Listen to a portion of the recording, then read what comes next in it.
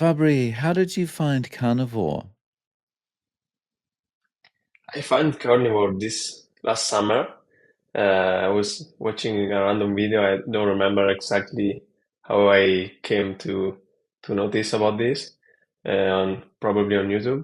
And then after a bit of research and being an athlete and being I've always been uh, an investigator, a person that tries new things with a scientific approach, but always to try to improve my performances and my well-being. So initially, I thought, maybe I can delete a little bit of the carbs I was taking. So I was, improving meat during, my dinner and lunch. And after a while, I discovered that if I had salty breakfast, I would perform way better as far as mental clarity throughout the day and as far as energy levels. So that was a really big thing for me. It was the main wow effect that I experienced. So you were an athlete. The whole point was looking for performance improvements?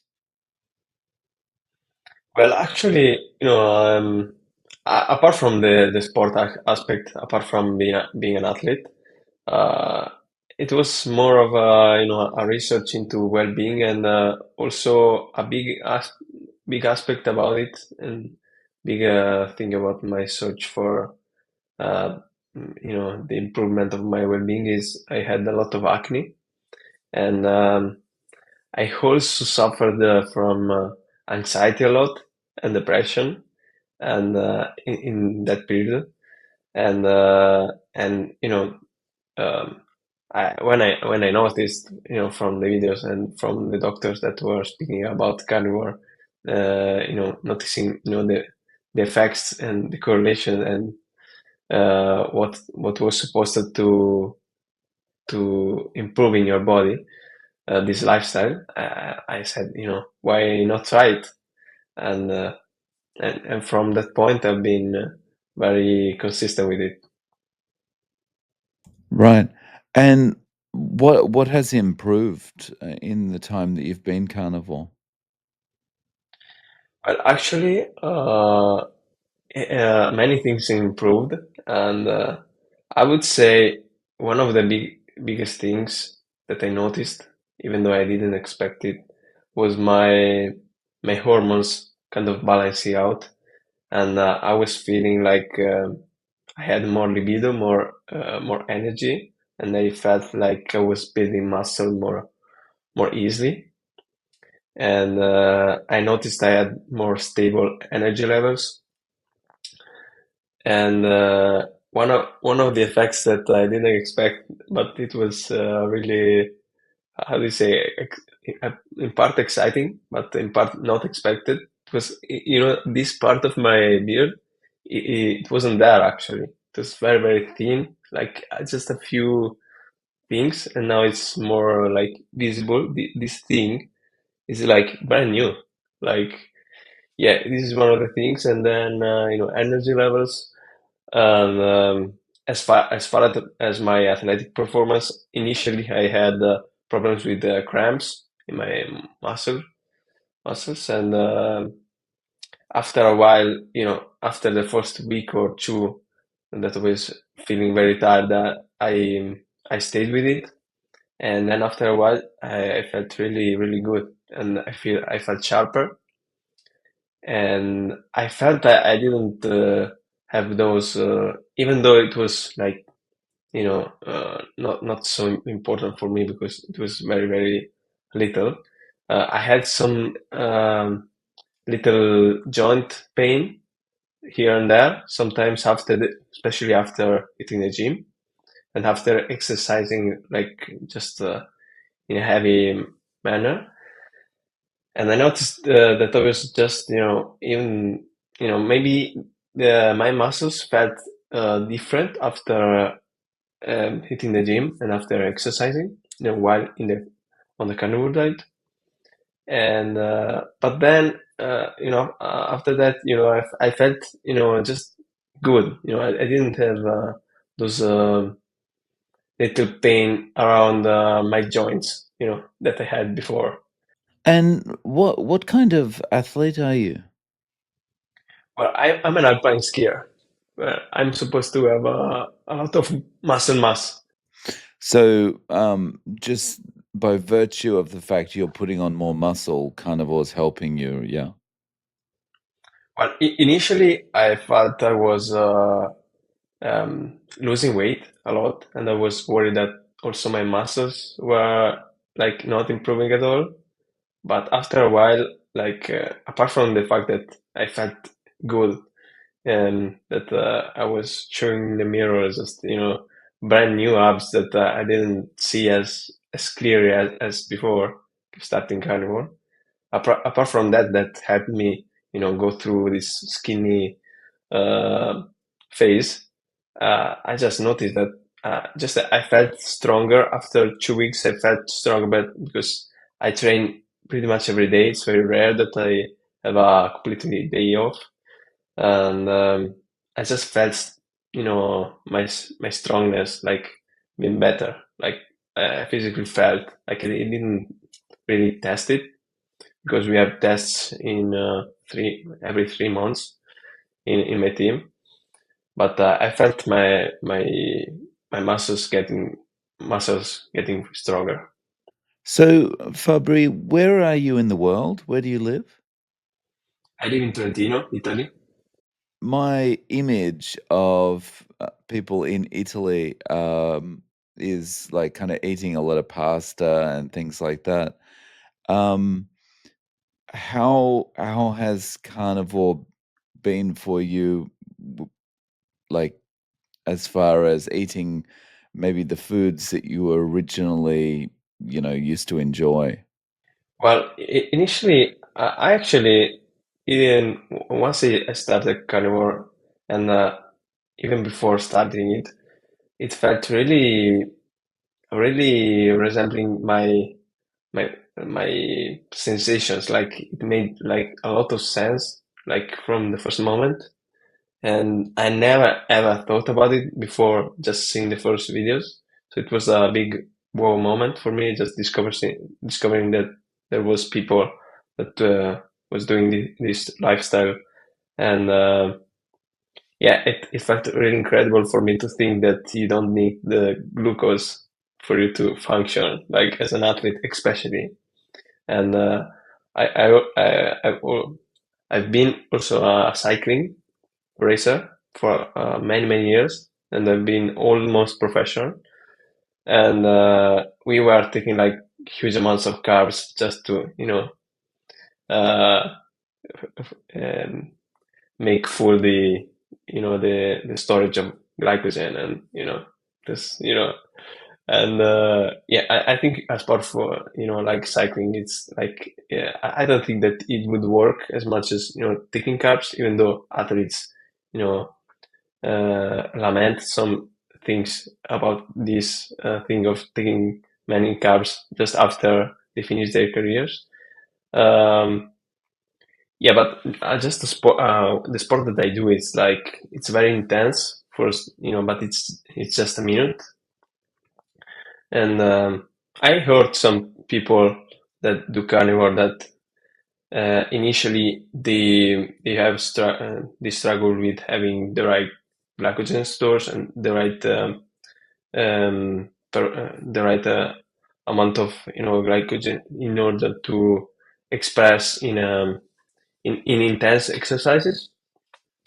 But it's not like the 100 meters for me. It's like a minute and a half, and I use pretty much my whole body, and I didn't feel apart from the fact that when I was doing strict carnivore, it was like a month and a half this last summer, so I wasn't skiing, so I cannot you know um, talk about the experience of being a skier and ski and do the strict carnivore diet. Right now, I'm introducing like a little bit of carbs here and there because when I'm away with the team and family, it doesn't really help to be consistent. But as far as that, I've noticed that it's not really like a big difference if you do a strict carnivore or a version when you are pretty much animal based. You know. And as far as that, I noticed that at the beginning I had problems with sprinting and doing intense exercises. But after a while, I felt just getting better and better and doing them better. So day to day, how do you eat now? What's your menu like? Well, right now, I'm enjoying a lot of kefir in the morning, just about 15 minutes or 20 minutes just before having breakfast.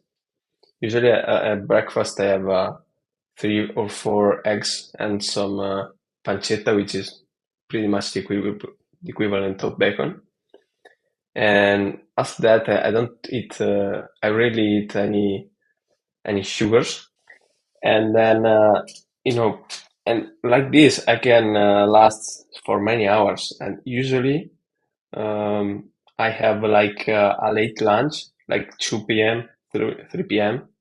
And I have steak or I have ground beef, burgers, without buns, but just meat and maybe a couple more eggs. And I found out that if you vary a lot, you know, I found, for example, liver, found out about many different cuts, and it really helps. So, I really have the same type of steak every day. So, it depends on, on my budget, on what I'm doing, what I'm buying every day. But usually it helps to, just eat a little bit of different cuts, every day. So it's really better for your consistency. But usually I eat a lot of liver. So usually grass-fed steak, just big ones, just ribeye or something similar from straight from the butcher. Like I don't know, maybe 600 grams, 700 grams of that, like in my lunch for lunch, and maybe a couple of eggs and maybe 200 grams of liver. But usually I don't eat liver like, and also steak. Sometimes it's ground beef, sometimes it's steak, but usually I eat liver once every 2 days. And what kind of reaction have family and friends had to you eating this way? Terrible, terrible. And yeah, it was like, it was very, it was very hard, but they thought initially that I was completely mad, and then they found out I wasn't dying, kind of sensation as far as my family. And my father is actually diabetic.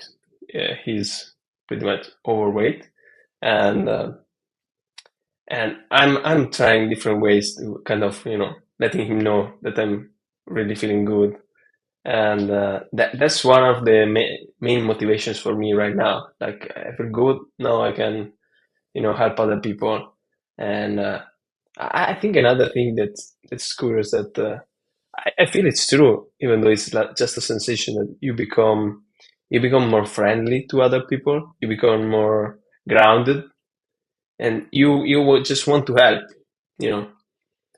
And I just found out because you feel so good physically, kind of your brain reacts in a way that kind of triggers you into helping others and especially wanting to help others more.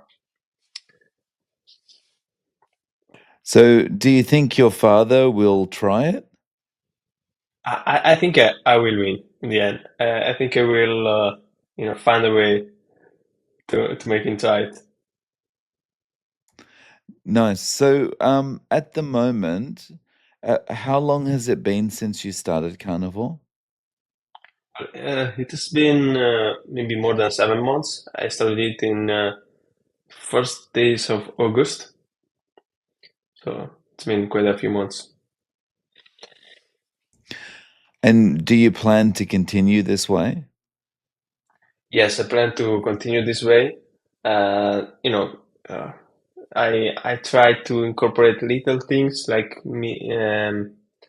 I'm trying to increase the amount of magnesium I I take. For example, I took a little some integration of magnesium, not actually potassium, because I found out, initially I was taking, just for insurance, I was taking the magnesium, potassium, and sodium things that are like with stevia. They are kind of sugary, and I felt, it's sugar, but let's think it. But I didn't really. I felt that the effects on, that they had it on me is they still had me crave just a little bit, but they made me crave a little bit of sugar. So strict carnivore was better as far as that. And so I found out, how to take magnesium without sugar, and I increased the amount of magnesium I take, the salt I put on the meat. So I increased the amount of sodium I take. And as far as potassium, I found out it's the least important, maybe, because maybe it's the most abundant in meat. But I found out that I feel really good, and I think I will feel very good long term, just taking a little bit of this integration with magnesium and putting a lot of salt and kefir, which, it helps you with calcium and stuff. Nice. So when does your season start? Like when do you start competing? Well, actually, the right question is when it ends, because we start racing in first days of December, maybe late November, and we finish racing at about the end of March. But actually, the training sessions, the most intense training sessions are between August and November. So I'm away most of the time. Most of the time. So basically, I get two, maybe 3 months. It depends on the year. It depends on the importance of the year. Free in the summer. You're still competing now, or you're Yeah, still racing now?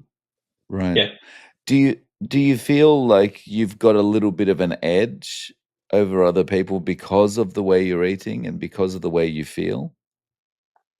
yeah. I actually didn't mention this, but I'm actually the guide athlete for a blind woman that competes in para-alpine skiing. So she's almost blind, and my role in the team is to guide her through the slope. So I need to be very, very physically uh, good and athletic and stuff. So I need to do the hill and the slope like her, like all the other athletes. So and the level is very high. So it feels like you're a real athlete, like for yourself. But it's more of a helping role. And so mental clarity and being able to give her the best information at the right time. We communicate via radio during the skiing.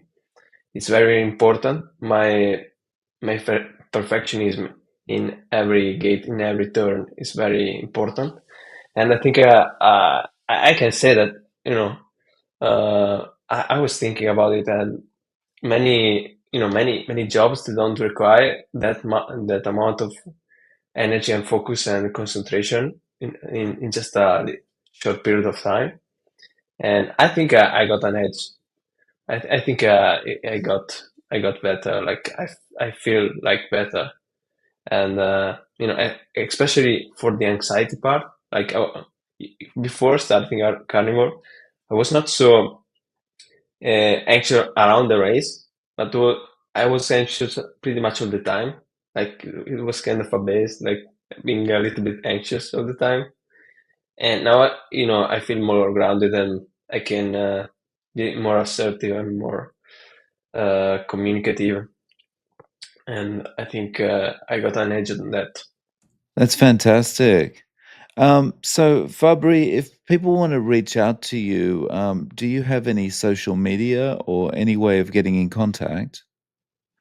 Yeah, I'm on Instagram. I'm not on YouTube yet, even though it's one of my dreams of in some way to start a YouTube channel.